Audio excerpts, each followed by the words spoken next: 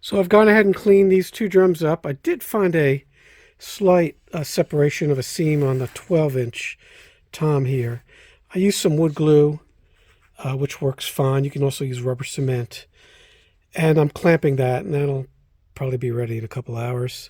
You want to always watch for these old seams. They do separate, and they can crack that way, and then you're kind of screwed because you're not going to be able to find this exact finish, and then the drums won't match and all that stuff. So I did catch that. I took an X-Acto knife, basically sliced the old glue away, clean it out, and then I use a Q-tip and put that new glue in there and then clamp it, and then I'll leave it. All right. If the drums are in a hot car over time or an attic or they're dried out, those seams will separate. But there are no cracks at all in these drums. They're in great shape like I showed you in the last video. So right now I'm going to show you how I tune these drums up.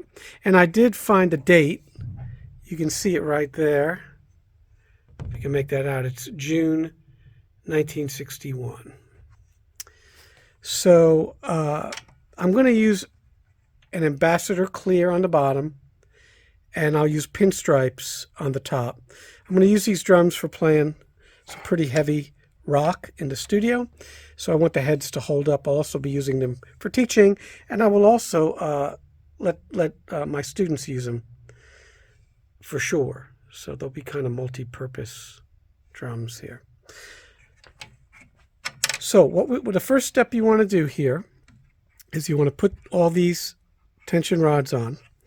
Put a little lug lube in there, or any kind of Vaseline or something to lubricate these. And then you're going to tighten them by hand all the way around. So what you want to do is put your arm across the drum, put pressure, and then tighten. Okay, all the way around. Sometimes these bearing edges were uneven. They were hand routed, not like today where you have these CAD, computer-assisted machines, milling machines. So the bearing edge here is pretty good. It's got these re-rings, but they're not even exactly. So the head doesn't always sit great on here. So again, apply that pressure and tighten it. That's the first step. Don't just tighten it by hand because it's not going to be even. And your starting point is the most important thing. You see how much that's moving now. And I'll just go all the way across and keep doing that until there's no more resistance. And I'll do that for the top and the bottom.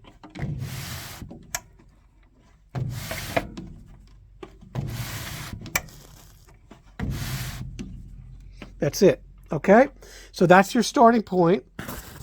And then what you do is you'll just go around, start tuning from one lug to the other, and get your basic starting pitch. And then I've showed you in my other tuning videos how I step on the drum, crack out, break in the head, and then tune them to the same pitch.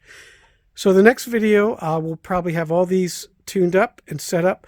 I do have the bass drum with me now, and I'll probably do a video on that alone. And then the final video is that I will play them for you, mic'd up and all that.